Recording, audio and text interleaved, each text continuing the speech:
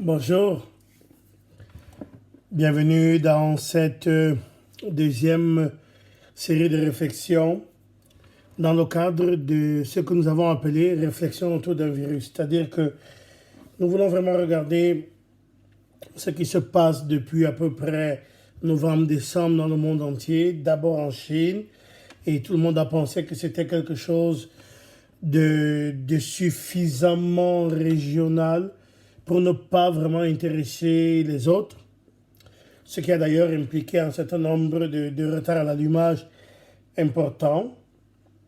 D'ailleurs, on a vu ce retard à l'allumage à tous les niveaux. Donc, l'Europe a regardé ce qui se passait en Chine, et quand c'est arrivé en Italie, la France regardait ça avec une certaine condescendance, et puis les Britanniques regardaient les Français avec une certaine condescendance, les Américains regardaient de l'autre côté de l'Atlantique avec beaucoup de condescendance.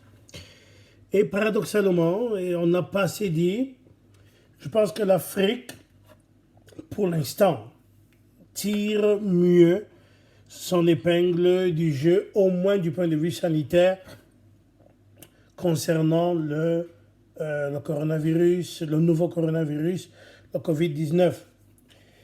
Pour plusieurs raisons qui n'ont d'ailleurs pas grand-chose à voir avec le côté volontariste. C'est que nous constatons au Cameroun, par exemple, que les villes comme Yaoundé et Douala, qui sont des villes connectées avec le monde, nous constatons que ces villes-là sont beaucoup plus infestées et que ceux qui sont du côté plus reculé le sont un peu moins. C'est une constatation évidente. Alors on va nous dire à chaque fois la même chose. Oui, l'Afrique ne déclare pas tous les cas, ce qui est vrai. Mais je vous ferai remarquer que personne ne déclare tous les cas. Quand vous entendez dire qu'il y a 300 morts aujourd'hui aux États-Unis, c'est 300 morts dans les hôpitaux, c'est pas 300 morts dans les maisons de retraite. Et d'ailleurs, c'est les Britanniques qui ont levé la polémique là-dessus en disant, de toute façon, personne ne déclare. Donc, personne ne déclare, tout le monde, parce que je comprends aussi l'impact qu'il y aurait. De dire aujourd'hui, nous avons, si tu dis ça pendant un mois, à des gens que nous avons, 2000 morts, ça peut créer un certain impact. Donc toujours est-il que l'Afrique, comme les autres, pour des raisons certainement différentes, l'Afrique a un taux évidemment bas, mais pas qu'au niveau des déclarations. C'est-à-dire que même si l'Afrique ne déclarait pas des cas, s'il y avait 300 morts chaque jour au Cameroun sur le Covid-19, ça se saurait. S'il y avait 300 morts au Congo, s'il y avait 300 morts chaque jour dans les hôpitaux ou même dans les quartiers, ça se saurait. Ce n'est pas le cas. Et on est obligé de constater ça. Et en constatant ça, on est obligé aussi de regarder au-delà de la première considération, qui est la considération de type infrastructurel, c'est-à-dire que l'Afrique est visiblement en retard sur la connexion mondiale. Il y a aussi peut-être des facteurs qui sont des facteurs banalement génétiques, c'est-à-dire qu'un peuple qui a eu autant de virus à affronter, nous avons tous eu le BCG, vous vous souvenez, on avait parlé de ça au début, n'est-ce pas? Nous avons tous le BCG, c'est ce petit signe qui pour moi est ici. Donc nous l'avons tous sur la main gauche, ceux qui l'ont eu. Je pense que c'est ceux qui sont nés avant les années 80. Donc nous commençons à sentir un peu de vieillesse, à ressentir un peu de vieillesse pour le moins. Je pense qu'il y a des aspects anthropologiques, il y a des aspects biologiques, il y a des aspects immunitaires. Certainement que l'Afrique est beaucoup mieux outillée. Mais là aussi, je pense que ce sera aux Africains à prendre ces considérations en compte pour les chocs qui arriveront. Vous savez, il y a une règle du point de vue de la prévention qui dit que ce qu'on a eu une fois peut se répéter. Alors, ça peut ne pas se répéter à l'identique, mais ça peut se répéter. Et d'ailleurs, ça crée un certain nombre de problématiques que je voudrais regarder avec vous de très près. C'est que un mois après, dans beaucoup d'entrées de services abertoires, je l'ai constaté cette semaine de façon volontaire, c'est-à-dire que je suis parti exprès j'avais des choses administratives à faire, je n'ai pas du temps à perdre. Mais parce que j'avais des choses à faire, du coup j'ai constaté quelque chose dans beaucoup d'endroits où j'entrais, c'est qu'il n'y avait plus d'eau. Les seaux étaient là, il n'y avait plus d'eau. Il n'y a pas d'eau. Bon, pour la simple raison que dans tous ces bureaux-là, il n'y a pas d'eau. S'il n'y a pas d'eau, il n'y a pas de toilette non plus. Et puis, du jour au lendemain, en claquant des doigts, tout le monde a dit il faut se laver les mains. Et on a mis l'eau pendant un mois, mais le naturel est en train de revenir au galop. Il n'y a plus d'eau. Et on le voit avec les masques. C'est-à-dire que les masques, je n'en ai pas sous la main là, parce que je les ai mis tous à laver. Ce que je fais le soir. Beaucoup de masques au Cameroun servent à protéger les mentons. Alors, je comprends parfaitement le fait qu'il faille mettre des masques. J'en mets moi-même quand je vais dans un espace public. Mais je pense qu'il est important de bien montrer aux gens que le masque peut aussi, c'est un discours qu'on peut ne pas vouloir entendre, le masque peut le masque peut faire croire qu'on est protégé. Donc, créer un faux sentiment de protection et lever les gestes barrières. Quand vous voyez des gens à 4 sur une moto, ils ont le masque, même s'ils l'avaient bien mis, les gestes barrières ne sont pas là. Et du coup, ils pensent, et c'est ça qui est terrible, qu'avoir un masque, et souvent d'ailleurs nous l'avons sur le menton, c'est-à-dire que c'est le menton qui est couvert, avoir un masque, on l'a depuis le matin, les motos, taxis ont ça depuis des semaines, sans le laver bien entendu. Alors ce masque-là va devenir même source d'autres problèmes. On ne le met pas à bon escient, on ne se lave plus les mains parce qu'il n'y a pas d'eau. On oublie dans les gestes barrières parce que nous avons les masques. Je comprends parfaitement tout ce qu'il y a autour des questions sociales. Je ne les partage pas, mais je les comprends. Les questions socio-économiques, je comprends que les questions sociales et les questions économiques, je comprends que l'État ait eu besoin de lever la soupape, comme les vieilles cocottes minutes de l'époque, pour que les bars soient réouverts. Et on a bien vu, quand les bars ont été ouverts, tout le monde a crié au président une louange unanime. S'il devait se présenter aux élections, il aurait dû le faire la semaine d'après. Tout le monde unanimement disait « Il a pensé à nous, alléluia, vive le président ». Ce qui n'est pas faux sur certains aspects. Mais la vérité, c'est que quand vous ouvrez le monde de la nuit, qu'on m'explique comment le monde de la nuit, avec les boîtes de nuit, exerce les gestes barrières. Bon, je ne vais pas en boîte de nuit, mais donc je ne suis peut-être pas la personne la mieux qualifiée, mais de ce que je peux en comprendre, c'est extrêmement compliqué pour ne pas dire illusoire. D'où la nécessité, et c'est vraiment ce que je voudrais regarder aujourd'hui avec vous, la nécessité de repartir sur des questions d'éducation. J'ai toujours été très surpris de regarder au grand séminaire dont les futurs prêtres ou alors des leaders chrétiens, qu'on devienne prêtre ou pas d'ailleurs. Je suis très étonné de voir le nombre de mémoires de fin de cycle, donc de troisième année, qui portent sur Kant, sur Hannah Arendt. C'est des questions intéressantes et intelligentes. D'ailleurs, moi aussi, j'ai travaillé sur la métaphysique de l'être. Donc vous allez me dire, oui, mais c'est facile, tu as travaillé sur la métaphysique de l'être. Non, c'est-à-dire que j'ai regardé sur la métaphysique de l'être pour regarder ce qu'il y a de fondamental et d'absolu. Je ferai d'ailleurs remarquer qu'il y a très peu de thèses sur la métaphysique. Avis aux amateurs. Parce que la métaphysique, c'est vraiment ce qu'il y a de fondamental et d'universel. Et après la métaphysique de l'être, inévitablement, je regarde l'aspect de la phénoménologie. Ça veut dire l'aspect de la conscience d'une chose. Je vous donne un exemple très simple. Le deuil. C'est-à-dire que le deuil, universellement, c'est la perte d'un être cher, la perte d'un être humain qui fait que même quand on ne le connaissait pas, quand on est face à un cortège mortuaire, on s'arrête. Il y a un respect inhérent. Les pays où on met un chapeau, on l'enlève par respect pour le mort qui passe, n'est-ce pas? Alors vous allez voir que le deuil est universellement ça. Au Cameroun, le deuil va devenir un bon deuil ou un mauvais deuil. Et bon ou mauvais deuil n'a rien à voir avec la dimension existentielle, ça veut dire la perte d'un être cher. C'est l'intérêt qu'on peut avoir à ce bon deuil-là ou à ce mauvais deuil. J'ai appris d'ailleurs le langage des jeunes prêtres qui disent les coups francs ou les pénaltys. Donc le deuil est le même pour tout le monde, Et pour certains, il va être une occasion d'intérêt particulier. Je ne suis pas en train de faire un jugement de valeur. Hein. Je suis en train de regarder la perception comme par voir du deuil. Donc, qu'est-ce que c'est que la métaphysique? C'est de regarder, il ne fait pas la métaphysique du deuil. Vous prenez par exemple la question éthique. Voilà. Vous prenez le mariage, l'ami, voilà. Le mariage, ça veut dire un choix exclusif envers et en faveur d'une personne, ce qui, de fait, exclut toutes les autres personnes.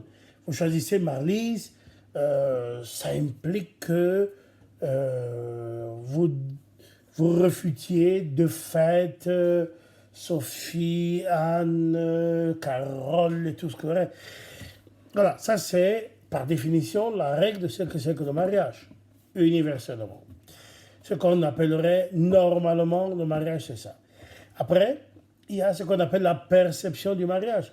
Si vous allez dans le monde arabe, pour ne pas toujours réduire tout à l'Afrique, si vous allez dans le monde arabe, vous allez voir que dans le monde arabe, on peut avoir 4 femmes.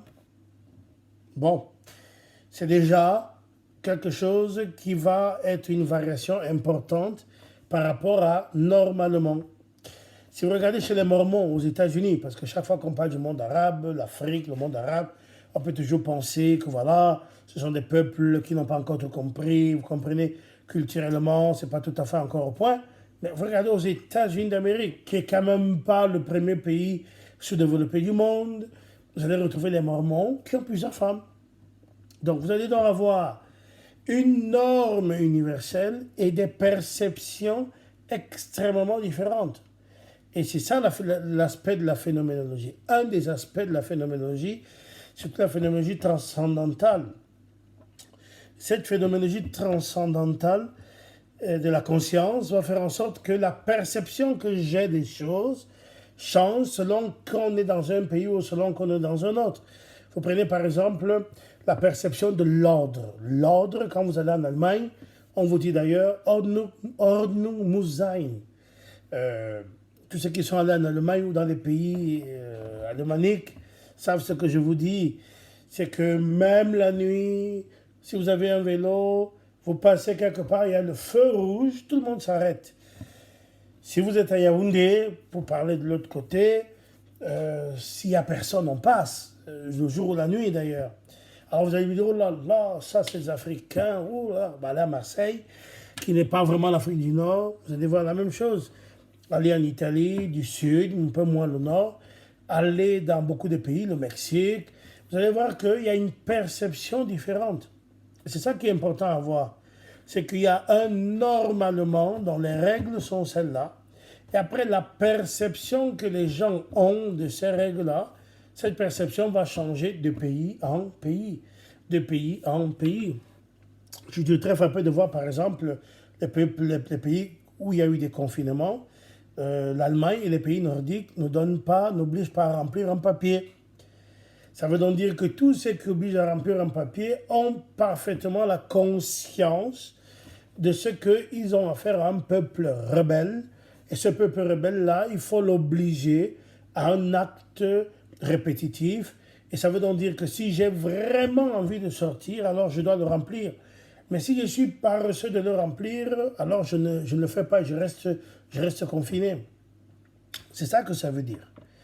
Donc, toutes ces réflexions qui sont autour de la question de l'éducation. J'étais en train de vous dire tout ça parce qu'il est important, à mon sens, de tous repartir sur une seule question, la question de l'éducation. Vous savez, à la sortie de la Deuxième Guerre mondiale, à la sortie de la Shoah, toute la pensée juive est concentrée sur la question de la condition humaine, la question du rapport à Dieu, où était Dieu quand on tuait les Juifs, la judéité. Quand vous lisez Hannah Arendt, si vous lisez Cassirer, vous lisez Hannah Arendt, vous lisez tous les auteurs juifs, après, il y a vraiment une pensée juive de ce point de vue-là, et cette pensée juive, comme il fallait s'y attendre, est totalement concentrée sur la question de la judéité.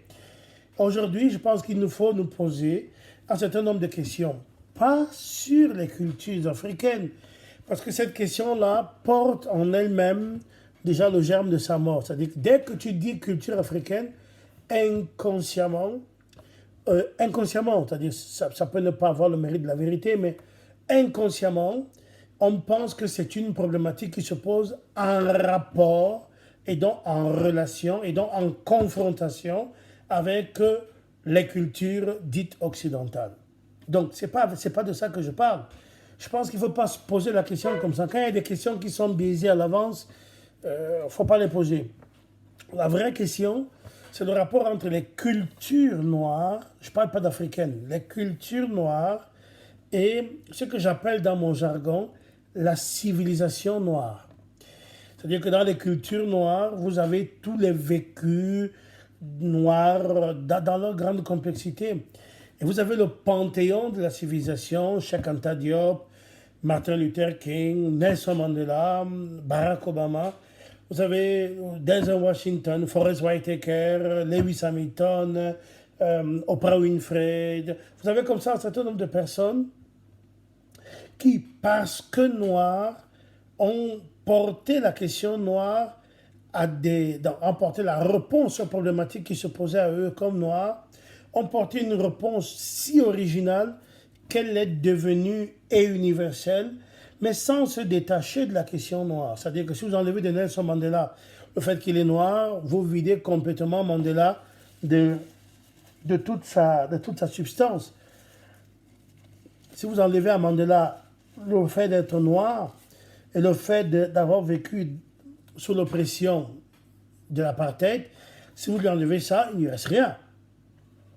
Donc Mandela ne peut se comprendre que dans le contexte noir. Et pourtant, à l'intérieur d'une logique, vous savez, l'apartheid a fait ce que tous les totalitarismes savent faire. Casser tout ce qui ne se plie pas à ses règles. Tous les totalitarismes font ça, ils font ça très bien. L'apartheid a fait ça, sans exception. L'argent, la corruption, on va vous te donner de l'argent. L'oppression du pouvoir, on va te faire croire que tu es meilleur que les autres noirs et c'est pour ça que tu mérites de les opprimer. Une femme m'a dit une fois, vous, mon père, vous mériteriez d'être blanc. Et dans sa tête, c'était un compliment, c'est-à-dire que je connaissais tellement de choses et je les disais dans un français suffisamment bien pour la convaincre qu'elle me disait, mon père, je ne comprends pas pourquoi vous êtes encore noir. Vous faites partie de ceux qui mériteraient d'être blancs. Ce qui est terrible dans cette phrase, c'est qu'elle était sincère. Cette femme était sincère. Voilà, cette femme était sincère. Donc, on va donner du pouvoir à des gens à qui on va faire croire qu'ils sont meilleurs que les autres noirs et donc ils ont le droit de les écraser, ils ont le droit de les... Quand vous regardez tous les films sur la traite négrière, alors ce ne sont que des films, mais vous savez, ce n'est pas si loin de la réalité. Il suffit de regarder comment on fonctionne dans notre système en Afrique. C'est rarement les Chinois, les Français, les Allemands qui viennent opprimer les Africains. C'est les Africains qui oppriment très bien les Africains. Il suffit de passer une frontière. Vous entendez dire à chaque fois, le peuple frère du Gabon, essayez de partir. La loi dit que je peux partir du Cameroun vers le Gabon avec ma voiture. Mais ce que la loi ne me dit pas, c'est que je vais passer entre 5 et 7 heures au poste frontière pour rien. Voilà. Donc le peuple frère du Gabon va avoir quelques difficultés à accueillir un frère du Cameroun et vice-versa.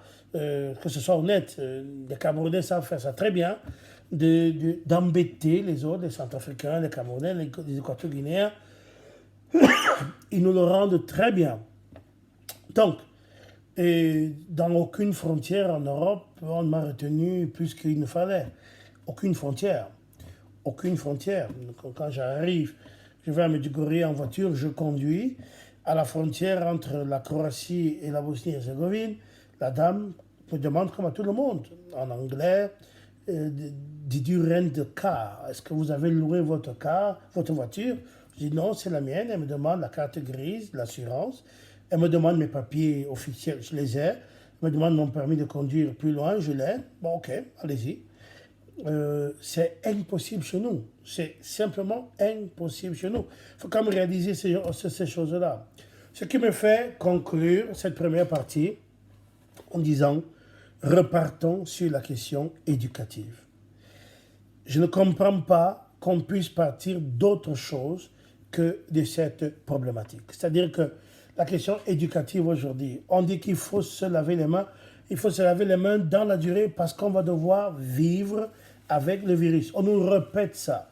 Vivre avec le virus. Vivre avec les pandémies futures. Il faudra apprendre les gestes barrières. Il y a des mots d'ailleurs qui sont arrivés, confinement, déconfinement, masque. C'est des mots qu'on utilisait pour le Cameroun il y a 3 mois, vous savez. Et du jour au lendemain, tout le monde s'est mis à ça. C'est très bien d'ailleurs.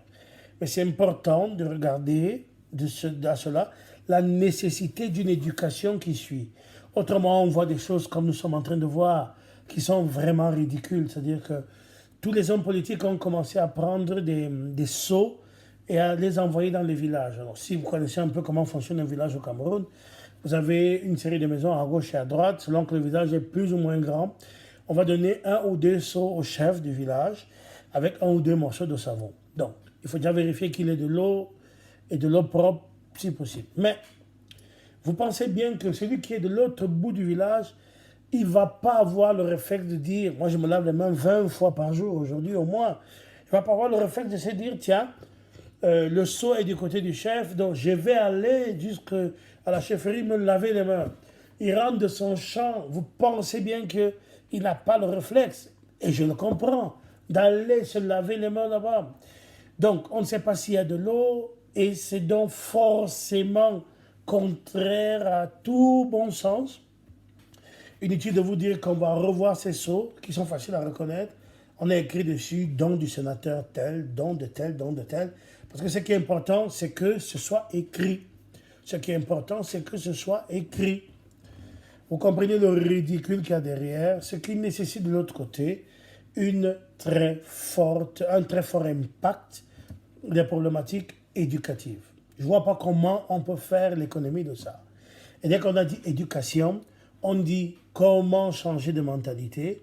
Et dès qu'on dit la nécessité de changer de mentalité et comment changer de mentalité, on revient en fait à 2 problématiques qui sont aujourd'hui absentes de beaucoup de cursus de formation, c'est-à-dire des problématiques de réflexion éducative, ce que j'appelle moi la philosophie, mon sens global du terme, de l'éducation, et de l'autre côté la pédagogie. C'est-à-dire qu'on ne peut pas faire l'économie de l'éducation et ni l'économie de la pédagogie. Voilà. Ça, c'est vraiment le premier aspect. Le deuxième aspect, qui est non indifférent, c'est toutes les polémiques autour de la suspension ou pas des célébrations eucharistiques. Est-ce qu'il fallait les reprendre? Est-ce que d'ailleurs au Cameroun, c'est vraiment à géométrie variable? Il y a des diocèses qui, on m'a dit par exemple Douala, a continué à ne pas avoir de célébration publique. Ce qui veut donc dire que le peuple de Dieu dans la durée n'a pas l'Eucharistie. Célébrer, ne peut pas communier. Ce qui va d'ailleurs poser, si on est, je ne sais pas qu'il n'y a pas besoin d'être un prix Nobel de théologie, ça n'existe pas, mais c'est moi qui l'invente, pour comprendre que ça va poser un certain nombre de problématiques à la théologie catholique au sortir de cette situation-ci. Mais la vraie question n'est pas de savoir qui a raison ou tort.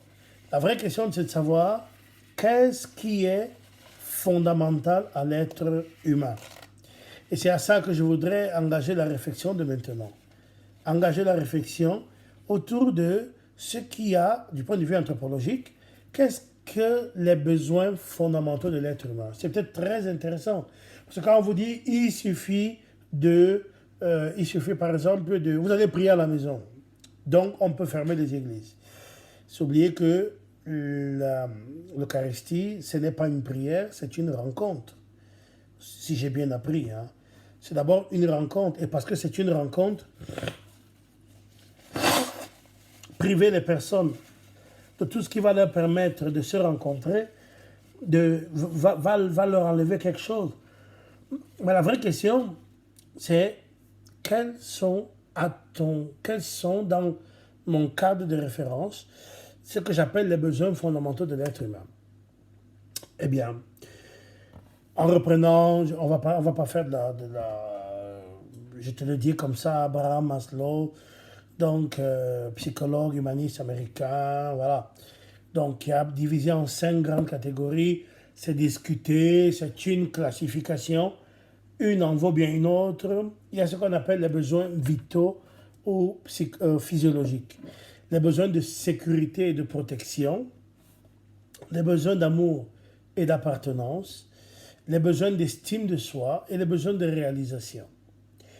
Alors, où est-ce qu'on va classer le rapport en général à Dieu? Je dis bien le rapport au sacré et le rapport à Dieu. Où est-ce qu'on va classer cela? Je pense qu'il y a quelque chose qui manque de l'ordre de la sécurité et de la protection. C'est-à-dire que quand vous regardez du point de vue religieux, je ne parle pas encore du point de vue de la foi, du point de vue religieux, regardez les musulmans, regardez les bouddhistes, regardez même les religions traditionnelles. C'est-à-dire que l'humain a besoin de ce qu'on appelle la relation. Donc c'est d'ailleurs à ça qu'on reconnaît la sacralisation. Et au début, tout est sacré. Donc parce que tout est sacré, le panthéisme, tout est sacré, il n'y a donc pas nécessité d'avoir un lieu et une rencontre qui va dire ce que c'est que le sacré. Après, vous avez la désacralisation qui va impliquer le fait qu'il y ait des lieux, cases sacrées, forêts sacrées, vases sacrés, rituels particuliers, qui vont nous remettre en contact avec des forces supérieures qui, en échange des sacrifices qu'on leur fait, nous garantissent la protection, par exemple. Donc, si tu enlèves ça à quelqu'un, tu lui as tout enlevé. Après, ma question n'est pas de résoudre un problème qui est beaucoup plus complexe, et je respecte ceux qui doivent prendre des décisions communes, ceux qui doivent prendre des décisions qui sont des décisions importantes. Mais je pense que quand on réfléchit vraiment aux besoins fondamentaux de l'homme, on ne peut pas ne pas prendre en considération ce que j'appelle le besoin de sécurité et de protection. Si tu m'enlèves la foi, tu m'enlèves un élément fondamental. Je dis bien la foi, ça veut dire mon rapport à la parole de Dieu, mon rapport donc à cette parole-là. Qu'est-ce que c'est que la célébration? Pour moi, c'est une parole qui devient vivante et parce qu'elle va porter des promesses, je célèbre dans l'attente de la pleine réalisation des promesses, je célèbre le Dieu qui est fidèle. Donc, si tu m'enlèves ça, tu m'as tout enlevé. Il ne me reste que manger et boire. De toute façon, demain sera fait de ces peines. Et on voit très bien ça au Cameroun. Les gens savent manger et boire et passer la nuit dans l'attente d'un lendemain, si le lendemain arrive. Et puis, il y a un jour où c'est la dernière nuit et on y passe. Donc, la vraie question ne se pose pas en termes de messe ou pas messe. C'est qu'est-ce qui est de l'ordre du fondamental, du point de vue de l'être humain, donc du point de vue anthropologique. Et vraiment, je pense que cette liste-là, les besoins vitaux, bon, ça c'est le manger, le boire, une des raisons pour lesquelles d'ailleurs les pays africains n'ont pas organisé le confinement, il n'y a pas que ça. Il y a vraiment tout le côté de sécurité et de protection, c'est que si tu enfermes quelqu'un, on a vu ça avec les États-Unis, on a vu ça avec la Suède. Pourquoi la Suède n'a pas confiné? Parce qu'elle ne veut pas détruire son économie. Pourquoi les États-Unis, on voit tous les jours des choses aberrantes? Parce que les gens ont bien conscience que protégés du virus, ils n'ont plus d'argent après, quoi. Donc, ce n'est pas que des questions africaines. Après, il y a le besoin d'amour et d'appartenance. Ça, c'est quelque chose, après, vraiment de vital, mais d'estime de soi et le besoin de réalisation. Mais vraiment, je voulais, par rapport à ces polémiques, puisque la question est à chaque fois autour des réflexions, les réflexions autour d'un virus, et de regarder un peu tout ce qu'on a eu comme polémique ces derniers temps. Alors, le monde catholique a deux grandes visions. Le cardinal Sarah d'un côté, et puis de l'autre côté, nous avons en Italie l'administration, la France aussi d'ailleurs. Et il y a toujours quelqu'un pour dire, ne voyons pas le mal partout, ce qui n'est pas faux. Mais il faut quand même rappeler à ces gens-là que ce n'est pas moi qui le dis, il suffit d'écouter France Info, non pas France Info, France Culture, quand les francs-maçons parlent eux-mêmes, quand les francs-maçons parlent d'eux, il parle souvent de beaucoup d'évêques francs-maçons. Et il ne faut pas s'étonner que ces gens-là soient pris en flagrant délit. C'est-à-dire que si tu demandes aux gens d'entrer dans un supermarché pour respecter des règles, bah, demande exactement les mêmes règles dans une église. Je ne comprends pas, je ne vois pas le virus avec un système de géolocalisation qui dit maintenant je suis dans une église dont je vais contaminer plus que si j'étais dans un supermarché. Si vous remettez les gens dans des musées, je ne vois pas pourquoi est-ce que la même règle ne s'applique pas à l'église. Du coup, vous allez retrouver en fait ce que j'appelle de l'anti-christianisme primaire, qui est en fait un réflexe franc-maçon de vieille date. Hein. Et on va vous expliquer que c'est très risqué. Bon, d'abord, premièrement, quand vous regardez en Europe, surtout en Europe, le nombre de pratiquants, si peu, il y a très peu de gens. L'Italie dit qu'il y a entre 4 et 8%. Je pense que la France est dans la même fourchette. Entre 4 et 8% des personnes qui pratiquent. Et vous appliquez les gestes barrières, vous appliquez les mêmes normes, il n'y a pas de problème. Mais après, on va vous dire que c'est très dangereux. Il faut arrêter. Il faut arrêter, c'est-à-dire que nous sommes pris en flagrant délit d'anti-christianisme, en flagrant délit d'opposition à l'Église. Nous sommes pris, de ce point de vue-là, vraiment en flagrant délit. Je pense qu'il nous faut simplement avoir l'honnêteté de cela, c'est-à-dire que je suis tout à fait d'accord, j'exige le masque aux célébrations, je fais laver les mains aux uns aux autres parce qu'il va falloir s'habituer. Je le fais laver, je remercie tous ceux qui m'aident du point de vue logistique. Nous avons plusieurs sauts. Le dimanche matin à 7h, nous avons 3 célébrations en simultané. Et avec des sauts, on demande aux gens de venir à l'avance, on distribue. Non, vraiment, pour ça. Pourquoi on fait ça? Pour que les gens s'habituent aux gestes barrières. Bon, j'ai mon allergie pour mon chantier, j'ai coupé du béton, donc je développe une allergie. Si je distribue la communion, avant de distribuer la communion, du gel, je me lave les mains, du gel, le masque, je distribue la communion, et quand j'ai fini, je me renettoie, et puis je remets le masque pour repartir chez moi et l'enlever. Et ici, chez moi, personne n'entre. Quand je reçois les gens, je les reçois dans un espace où il n'y a plus d'espace, plus d'air qui circule, et ainsi de suite. Par contre, c'est-à-dire qu'il faut respecter ça, parce que souvent on dit, si tu dis que la célébration est importante, on te dit, ah oui, mais parce que tu ne veux pas respecter les... Ça n'a rien à voir. On peut faire et l'un et l'autre. Vous vous souvenez, je parle toujours de Schopenhauer. Schopenhauer nous met en garde contre le out-out, c'est-à-dire qu'il ne faut pas choisir entre la sécurité, entre les mesures sanitaires et la foi comme sécurité et protection. Il ne faut pas choisir entre les deux. Vous savez, les peuples qui sortent du confinement serré ont des très profondes blessures psychologiques. Et je pense que l'Église ne va pas faire l'économie des blessures liées à la foi. Je crois que l'Église ne va pas faire l'économie des blessures liées à la foi. Vous savez, à force de dire aux gens que la messe n'est pas si importante que ça, vous savez, les gens l'intègrent. Hein? Une fois que les gens l'intègrent, ce qui est intégré, intégré. Au sortir d'ici, il faudrait dire à la gens, mais venez. Et je commence déjà à voir dans beaucoup de paroisses, les chrétiens, on leur a dit qu'il fallait rester à la maison, rester à la maison. Alors vous leur dites après, oui, mais venez. Ils disent, aujourd'hui, venez, demain, ne venez pas. On va voir. D'accord? Donc, je crois qu'il y a vraiment, de ce point de vue-là, une réflexion qui mérite au moins de se poser les questions. Je ne dis pas que j'ai raison, je pose les questions. En philosophie, ce sont des réflexions philosophiques. En philosophie, ce qui est important, ce n'est pas la réponse, c'est le questionnement. Et pourquoi? Parce que le questionnement va te donner des lumières autour d'une question. Après, la réponse que tu prends, elle est forcément idéologique.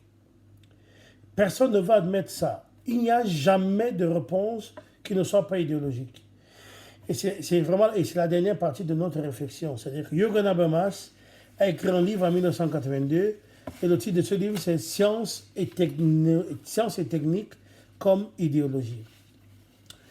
Et c'est la dernière partie de notre réflexion. On nous a vendu pendant des siècles le mythe d'une science qui allait résoudre les problèmes du monde. La technoscience était tellement avancée qu'elle anticipait sur tous les problèmes. J'étais très étonné, nous avons regardé la télévision beaucoup ces dernières semaines.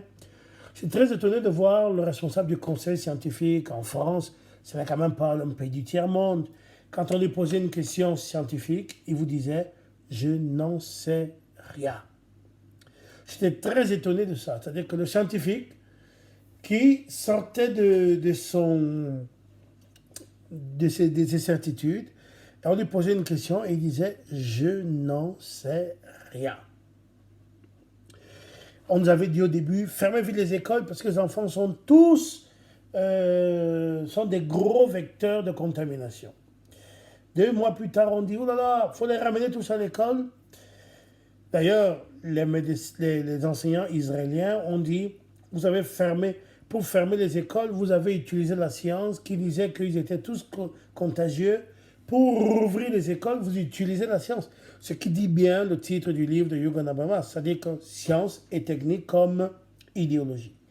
Alors, je voudrais qu'on banalise et on déconfine, puisque c'est le mot à la mode, le mot idéologie. Qu'est-ce que c'est que l'idéologie? C'est l'angle à travers lequel je regarde la réalité. C'est donc une idée base à travers laquelle moi je vais regarder la réalité autour de moi, en moi et autour de moi. C'est ça l'idéologie. Par exemple, je suis chrétien. Alors, je ne parle pas du christianisme comme une idéologie. Je parle du christianisme comme un repère fondamental à travers lequel je me construis dans mon rapport au monde. Je n'ai aucune peur de dire que, comme chrétien, je ne me reconnais pas dans le système de pensée du monde. Comme chrétien, je ne donne aucun crédit de validité ni de lucidité à ce qui n'est pas Christ. Je dis bien Christ. C'est-à-dire que comme chrétien, je ne donne même pas beaucoup de crédit au système religieux. Parce que vous savez, le système religieux, on l'a vu dans les années 60, le système religieux disait qu'il fallait célébrer la messe en latin. Après, le système religieux a changé. J'ai vu, quand j'étais à Rome étudiant, j'ai vu des vieux prêtres qui en voulaient à mort aux religieux qui avaient changé de système. Ils s'étaient construits sur la messe en latin, et puis du jour au lendemain, on leur avait dit, vous savez, ça marche plus. Ils disaient leur bréviaire une fois par semaine. Ils s'asseyaient lundi matin, ils disaient tout le bréviaire de la semaine, parce que c'était péché mortel avant, si on ne le disait pas. Et après, on leur a dit non, vous savez, ça devient la liturgie des heures. Ils ont eu beaucoup de mal à changer de système de pensée. L'idéologie, il faut qu'on déconfine ce mot-là. Alors, je suis très large dans ma définition de ce terme-là. Vous prenez par exemple un marxiste, le marxiste ne peut pas ne pas regarder de la réalité en termes de thèse, antithèse et synthèse, dont la dialectique et dans le côté mouvement, le côté historico-dynamique de la réalité, qui procède par antithèse. Donc vous avez le patron qui implique forcément l'ouvrier après, ainsi de suite. Donc vous avez une réalité, s'inscrire en lui. Je suis très frappé de ce que, par exemple, je rencontre beaucoup de chrétiens, ils sont contre le communisme. Mais ils ont gardé le système de répression du communisme, y compris dans l'Église, vous savez.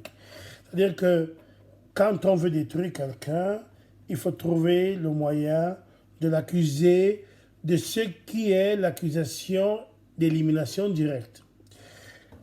À l'époque, c'était les femmes, les enfants. Aujourd'hui, c'est plus du côté homosexuel ou pédophile. Voilà. Je ne dis pas que ni le premier cas ni le deuxième cas ne soient pas réels. Je prends acte de ça. C'est-à-dire quand les communistes venaient chez vous, on vous embarquait et on faisait une fouille. Et comme par hasard, on trouvait des armes, ou on trouvait de la drogue, on trouvait quelque chose capable de vous incriminer. Voilà. Ou alors le fait toutes ces méthodes qui sont typiquement soviétiques. Vous savez, tous les films des soviétiques, d'ailleurs, je regarde ça avec beaucoup d'intérêt. Vous allez voir que celui qui a, par exemple, les commandos qui ont été envoyés pour tuer le pape Jean-Paul II, puisqu'aujourd'hui c'est Notre-Dame de Fatima, ces commandos-là ont été tués. Et ceux qui les ont tués ont été tués aussi. C'est-à-dire que l'art d'annuler les preuves, et à un moment donné, celui qui est au bout de la chaîne ne sait même plus pourquoi il fait ça, il obéit à des ordres, et d'autres vont obéir à des ordres pour l'éliminer aussi. Vous allez retrouver cette méthode-là, c'est-à-dire que les gens vont vous dire, voilà, ils sont autre chose que communistes, mais la méthode communiste fonctionne et elle est très à la mode. Étonnamment, brillamment, mais elle est comme ça. Voilà. Je voudrais vraiment que nous repartions, nous ressortions de cette période avec une considération beaucoup plus nuancée de la science, surtout de la technoscience, surtout de ce qu'on appelle la raison instrumentale en général. C'est-à-dire que la raison instrumentale dépend en fait de l'idéologie qu'elle doit porter. La raison instrumentale dépend de l'idéologie qu'elle doit porter. Il y a deux visions, une angélique qui veut par exemple que le chercheur ait inventé la bombe H et c'est le politique qui l'a utilisé.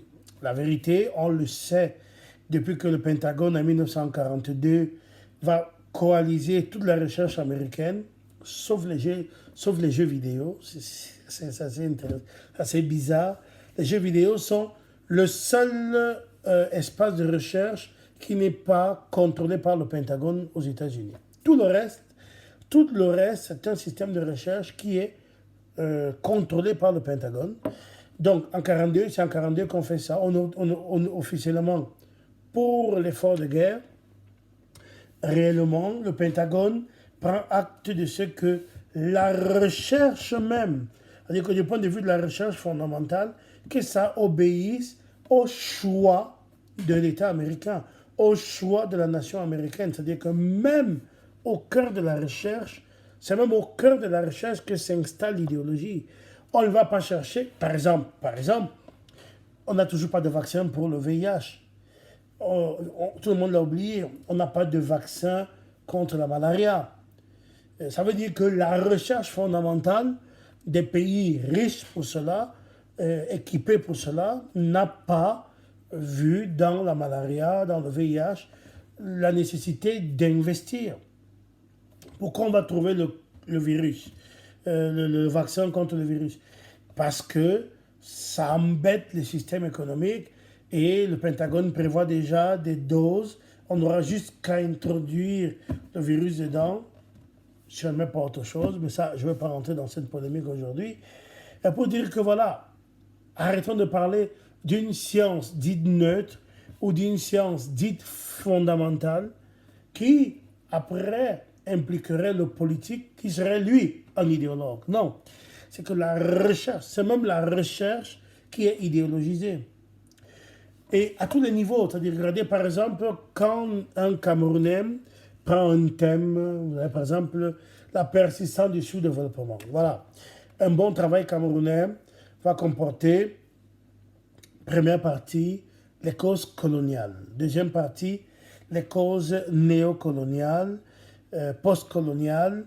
Et vous allez avoir l'ordre de mondialisation avec les méchants occidentaux, si possible la France, parce que c'est notre ennemi favori, et les gentils petits Africains qui, eux, ne sont que des victimes. Voilà. Ça, c'est un schéma, j'exagère, je le sais, je le dis, c'est un schéma quand même qui est assez répétitif. Et puis, tout le monde regarde, refuse de voir qu'un pays comme la Corée du Sud a eu deux colonisations. La colonisation chinoise et la colonisation japonaise.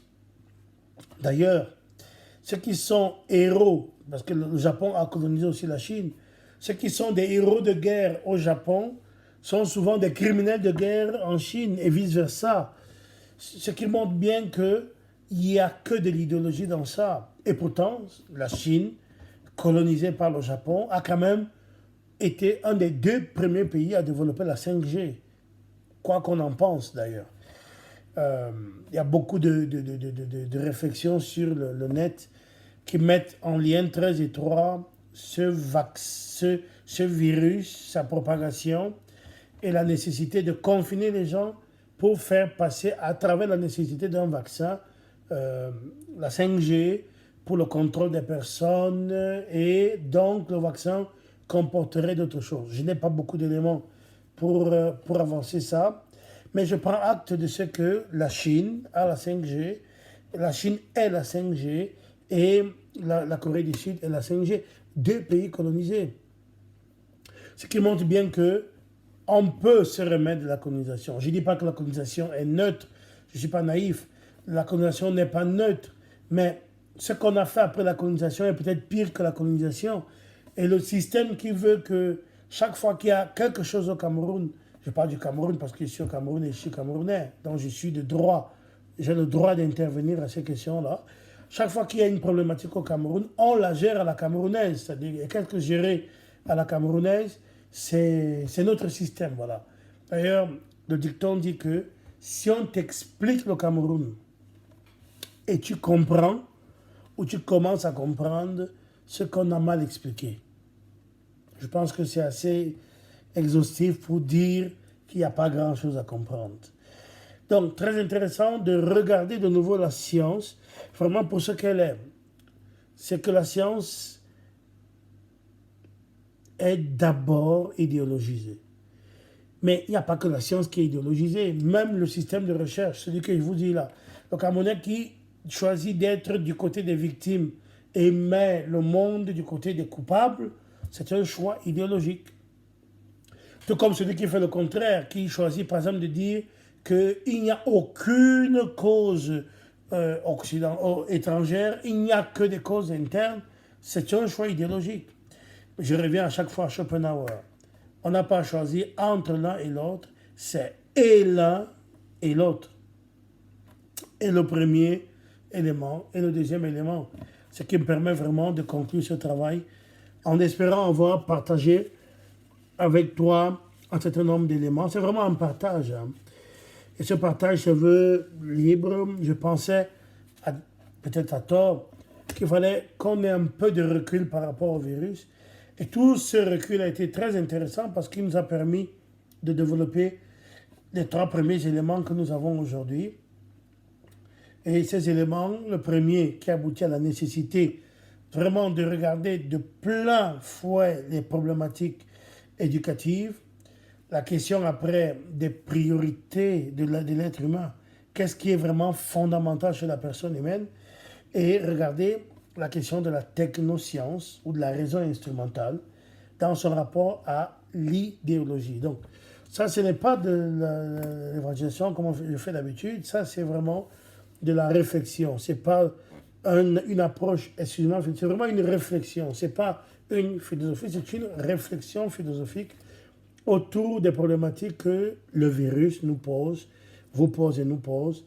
Et je suis bien entendu très ouvert à tout ce qui peut être de l'ordre des propositions et de l'ordre du point de vue des autres d'ailleurs. C'est-à-dire qu'on peut ne pas être d'accord avec moi, ce n'est pas un péché, mais au contraire, ça permet de faire grandir une réflexion, ça permet de la faire mûrir, et ça permet surtout, par rapport à ces réflexions, de préparer ce que tout le monde appelle le monde d'après. Je suis très, très intéressé par ce mot-là. Ce qui montre bien qu'il y a vraiment un avant et un après. Et ce monde d'après-là, si on n'y réfléchit pas par deux fois, risque d'avoir des étranges ressemblances avec le monde d'avant. Et vous savez ce que dit Karl Marx, je ne suis pas marxien ni marxiste. Karl Marx dit que ignorer l'histoire, c'est l'obliger à bégayer, c'est-à-dire à se répéter. Et c'est toujours très intéressant de regarder de près ce qui nous a porté à ce que nous sommes en train de vivre pour éviter que ça se répète. Parce que quand l'histoire bégaye, 3 points de suspension. Voilà. Au revoir et merci pour l'écoute et la réflexion.